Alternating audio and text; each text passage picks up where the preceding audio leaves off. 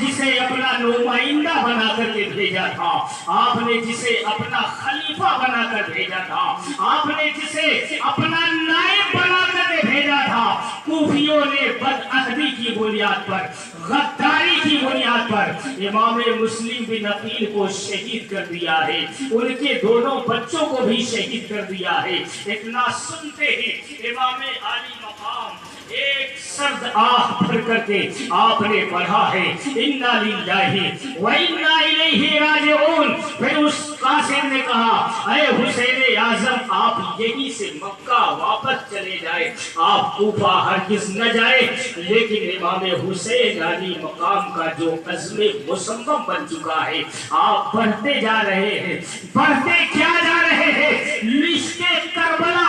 اور عشق اسلام آپ کو کربلا کی جانب کھینچے لیے جاتا ہے، اس لیے کہ جس چیز کی انسان کے اندر طلب ہوتی ہے، لگن ہوتی ہے، اسے انسان نہیں بلاتا ہے، بلکہ اس طرف کی محبت اسے بلا لیا کرتی ہے، اس کا عشق کھینچ لیا کرتا ہے۔ امام حسین علی مقام کے دل میں جو عزم مصمم بن چکا تھا، جو لگن بن چکی تھی، آپ کربلا کی جانب، کوفہ کی جانب بڑھتے چلے جا رہے ہیں، بڑھتے چلے جا رہے ہیں۔ ایک مقام آتا ہے مقام ازرود، وہاں پر امام حسین علی مقام تھوڑی دیر کے لیے قیام فرماتے ہیں۔ قیام کے دوران آپ نے کیا دیکھا؟ تھوڑی دور پر ایک خیمہ نظر آ رہا ہے، اس خیمے میں کچھ جو ہے نوجوان نظر آ رہے ہیں، اس میں ایک انسان اور کچھ جو ہے عورتیں نظر آ رہی ہے۔ امام حسین علی مقام نے لوگوں سے پوچھا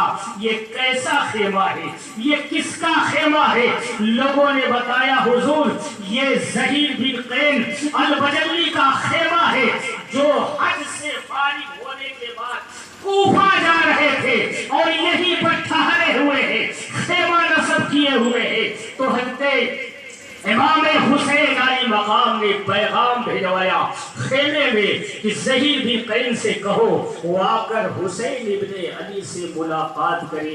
جب یہ خبر اس خیمے میں پہنچتی ہے تو زہیر بن قین کو پہلے اہل بیت سے اتنا لگاؤ نہیں تھا، اتنا تعلق نہیں تھا، اتنی محبت نہیں تھی۔ انہوں نے پہلے تو آنے سے انکار کیا، لیکن ان کی بیوی نے کہا کہ کیا عجیب بات ہے کہ رسول اللہ کا نواسا تمہیں ملاقات کے لیے بلا رہا ہے اور تم ہو کہ انکار کرتے جا رہے ہو، کیوں نہیں جا کر کے حسین ابن علی سے ملاقات کر لیتے؟ زہیر بن قین نے جب اپنی شریک حیات کی بات کو سنا تو آپ جو ہے پہنچے امام حسین علی مقام کی بارگاہ میں، سلام و کلام کے بعد کچھ باتیں ہوئی، باتیں ہونے کے بعد نہ جانے زہیر بن قین کے دل پہ نواسے رسول کے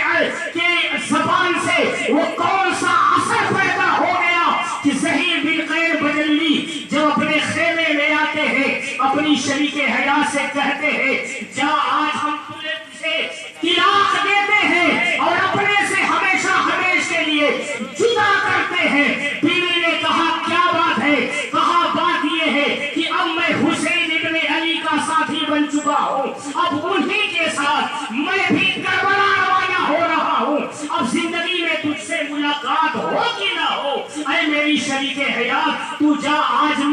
مجھ سے آزاد ہے، تو جا اپنے گھر یا کسی اور کے ساتھ تو نکاح کر لے، زندگی بسر کر لے، مجھے حسین کے قدموں پہ قربان ہونے کا جو آج سنہرا موقع ہے، قسم خدا کی میں نے کبھی تصور بھی نہیں کیا تھا کہ نواسے رسول کا ساتھی بن کر کے میں بھی کربلا میں شہادت کا دولہا بن کر کے نواسے رسول کے صدقے میں میرا جنت میں داخلہ ہو جائے گا۔ اللہ اکبر۔ زہیر بن قین نے اپنی بیوی کو اپنے سے جدا کیا، آپ سازو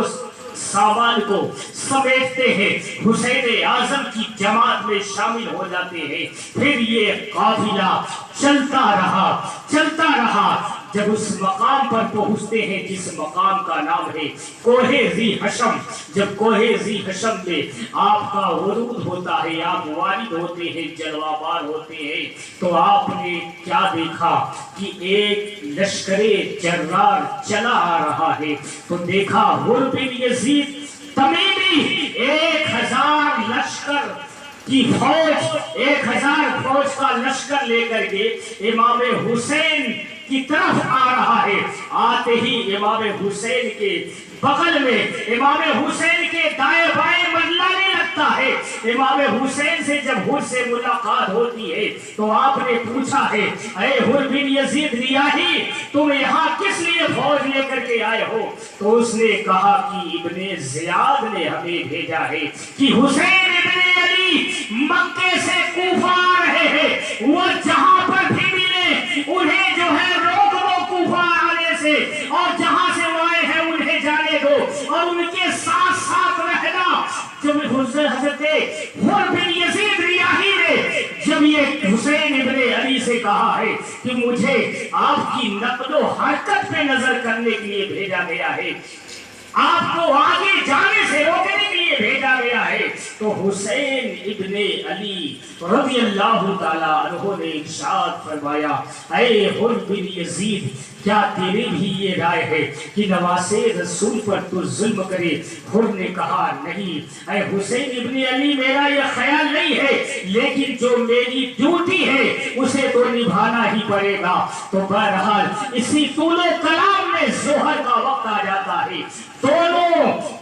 جماعتیں وضو کرتی ہے، وضو کرنے کے بعد مصلی بچھا دیا جاتا ہے۔ اسی میدان میں امام حسین علیہ مقام نے حر سے کہا ہے کہ تم اپنے لشکر کو لے کر الگ نماز پڑھو گے کہ میرے ساتھ نماز پڑھو گے؟ حر بن یزید نے کہا، اے حسین ابن علی، نہیں، ہم الگ نہیں بلکہ آپ کی ابتدا میں نماز ادا کریں گے۔ حسین اعظم امام بنتے ہیں، حر بن یزید لشکریوں کے ساتھ مقتدی بن کر نماز ادا کر رہا ہے۔ نماز ظہر ہو گئی، اس کے بعد تھوڑی دیر آرام ہوتا ہے، پھر نماز عصر کا وقت آیا، پھر حسین اعظم کے پیچھے حر بن یزید ریاحی نے نماز عصر ادا فرمائی۔ نماز عصر ادا فرمانے کے بعد پھر یہ قافلہ ساتھ ساتھ چلنے لگتا ہے، اور جیسے ہی ساتھ ساتھ یہ قافلہ چلنے لگتا ہے، ایک جگہ آتی ہے جس جگہ کا نام ہے بنی مقاتل۔ اس جگہ جب امام حسین کا قیام ہوتا ہے تو آپ کیا دیکھتے ہیں کہ عمر بن سعد 4000 فوج کے ساتھ حسین ابن علی کے پاس آتا ہے، اور آپ کی راہ میں رکاوٹ بن کر کھڑا ہو جاتا ہے۔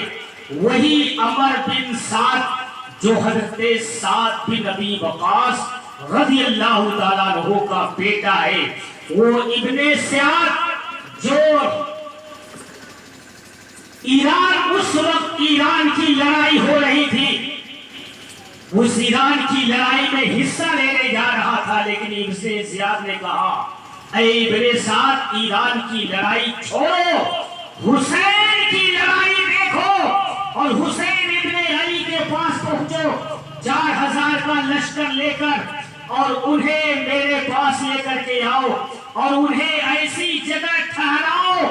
نہ وہاں پانی ملے، نہ انہیں دانا ملے، نہ انہیں کھانا ملے۔ اے عمر بن سعد، انہیں ہر طرح سے مجبور کر دو۔ عمر بن سعد ایران کی مہم کو سر کرنے کی بجائے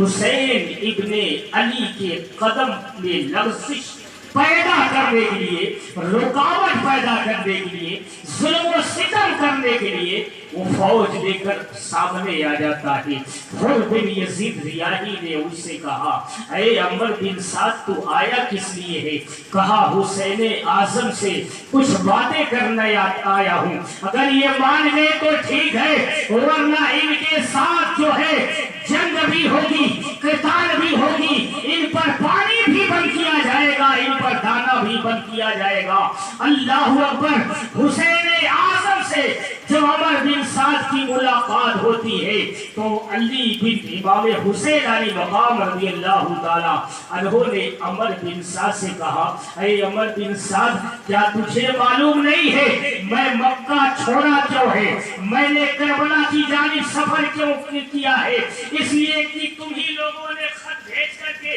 مجھے جو ہے بلایا ہے، خط بھیج کر کے مجھے بلانے پر مجبور کیا ہے۔ اگر تم لوگوں کا خط نہ جاتا تو میں ہرگز کوفہ کی جانب رواں دوا نہیں ہوتا۔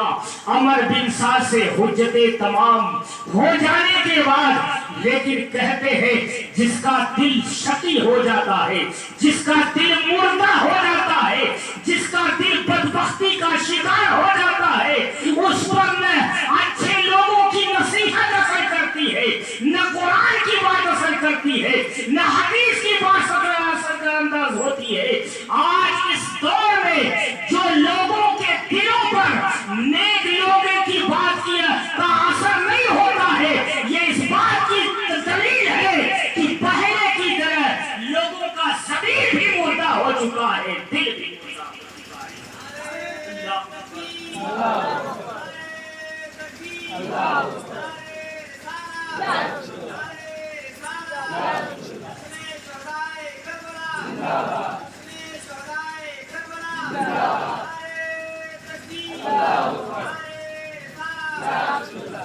آج اس دور میں دور حاضر میں